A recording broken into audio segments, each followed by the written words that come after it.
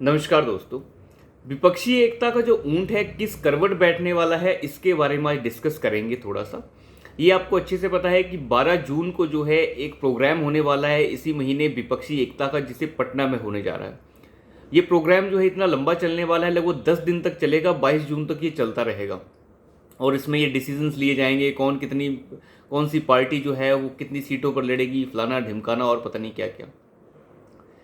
परंतु इस विपक्षी एकता का जो ऊंट है वो किस करवट बैठ रहा है, उसका अंदाजा यहां से लगाया जा सकता है कि कितने नेता जो हैं धीरे धीरे बायकॉट करने की तैयारी कर रहे हैं। उन सभी के बारे में डिस्कस करेंगे, लेकिन सबसे पहले वो नेता जो अपने आप को विपक्षी एकता का सूत्रधार मानता है, जो ये कहता है कि मैंने अपनी पार्टी का नाम बदलकर भी जो है एक राष्ट्रीय पार्टी की तरह नाम रख दिया है। अब नाम तो रख दिया है तो काम भी राष्ट्रीय पार्टी की तरह करेंगे हम। जगह जगह रैलियां करता है, महाराष्ट्र में रैलियां करता है, कर्नाटक में चुनाव लड़ने की कोशिश करता है। लेकिन ये सब होने के बाद अब वो नेता अपना स्टैंड बदल लेता है। ऐसी क्या वजह है कि उस नेता ने अपना स्टैंड बदल लिया? और उस नेता का नाम है तेलंगाना के मुख्यमंत्री के चंद्रशेखर राव। उनके बेटे ये बयान देते हैं कि विपक्षी एकता तो अपनी जगह ठीक है, लेकिन आज तक जितनी भी राष्ट्रीय पार्टियां हैं वो सारी की सारी विफल साबित हुई हैं। उन्होंने कुछ काम नहीं किया भारत में। ये भी बात ठीक है, चलिए मान लेते हैं नहीं किया है। परंतु उसके बाद वो ये कहते हैं कि किसी एक आदमी के खिलाफ सारे विपक्ष का खड़ा हो जाना बेवकूफ़ी है। क्या कहना चाहते हैं वो विपक्षी एकता को औंधे मुंह गिराना चाह रहे हैं। तो ये इतनी बड़ी बात उन्होंने कह दी। एक उनका कहने का मतलब सिर्फ इतना था कि नरेंद्र मोदी के खिलाफ सारी की सारी पार्टियां खड़ी हो जा रही हैं।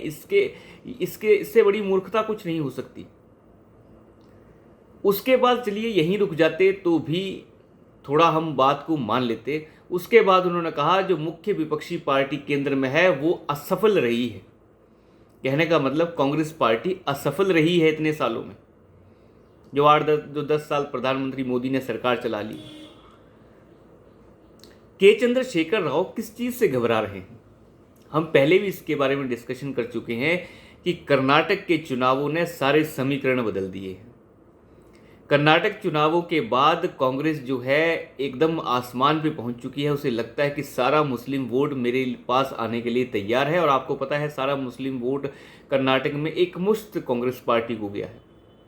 और इस चीज़ से ममता बनर्जी भी घबराई। अब ममता बनर्जी क्यों घबराई, हम इसके बारे में डिस्कस कर चुके हैं पहले। आज डिस्कस कर रहे हैं केसीआर के बारे में। केसीआर इस चीज़ से घबरा रहे हैं कि अगर कांग्रेस पार्टी सारे भारत में अगर चुनाव लड़ेगी और ये मुकाबला त्रिकोणीय बन जाएगा तो त्रिकोणीय मुकाबले में हम साफ हो जाएंगे और फ़ायदा कांग्रेस और बीजेपी लेके चली जाएगी। क्योंकि जिस तरीके से बांदी संजय कुमार भारतीय जनता पार्टी को तेलंगाना में मजबूत कर रहे हैं, वैसे वैसे ही केसीआर की धड़कनें और बढ़ती जा रही हैं।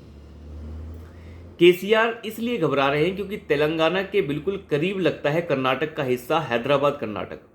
वहाँ पे कर्नाटक हैदराबाद में, या हैदराबाद कर्नाटक का जो हिस्सा है कर्नाटक का, वहाँ पे बहुत भयंकर जो है लैंडस्लाइड विक्ट्री जो है कांग्रेस ने हासिल की है। और सारा मुस्लिम वोट एकमुश्त होकर पार्टी को गया।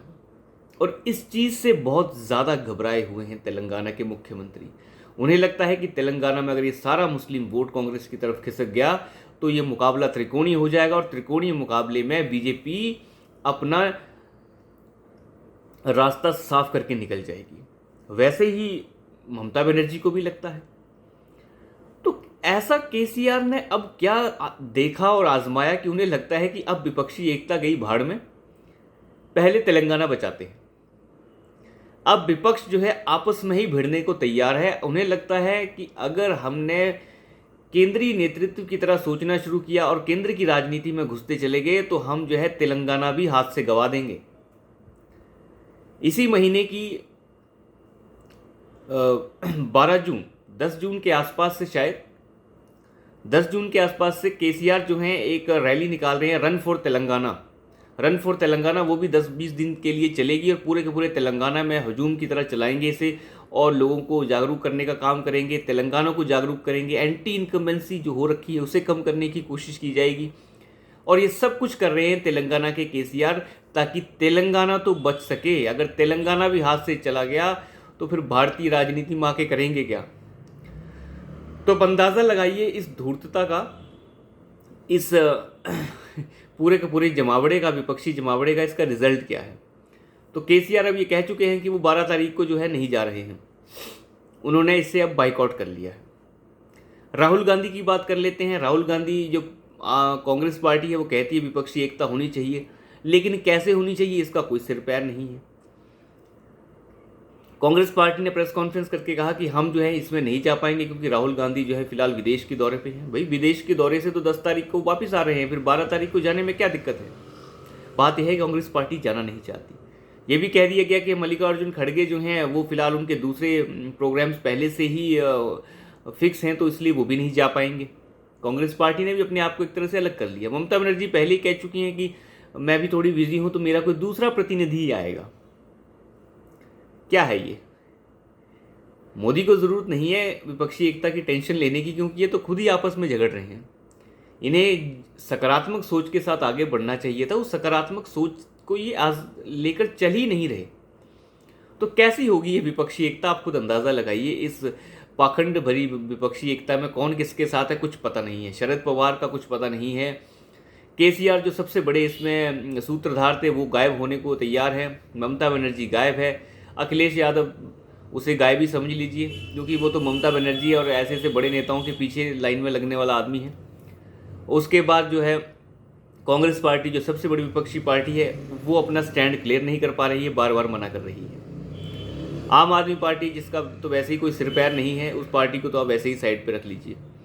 तो है क्या ये विपक्षी एकता। इस विपक्षी एकता में कुछ नहीं, खोखली है ये विपक्षी एकता। मुस्लिम वोटों के कर्नाटक में एकमुश्त होकर कांग्रेस पार्टी को वोट देने के नाम पर ही ये पूरा का पूरा विपक्षी एकता ही खत्म हो गई। तो आप अंदाज़ा लगाइए इन मुस्लिम वोटों का रुतबा कितना बड़ा है विपक्षी दलों के अंदर।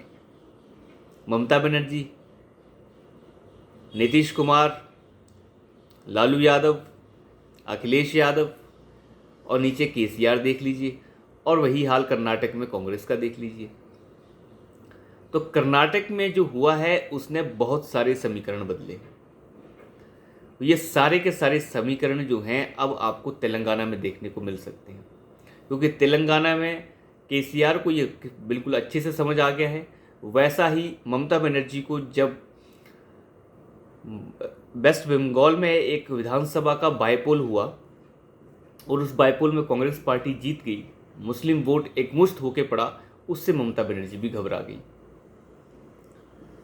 उससे घबराना बिल्कुल लाजमी था, क्योंकि एकमुश्त होके वोट कांग्रेस को पड़ जाना वेस्ट बंगाल में एक सीट के ऊपर, तो बाद में आने वाले टाइम पे क्या होगा।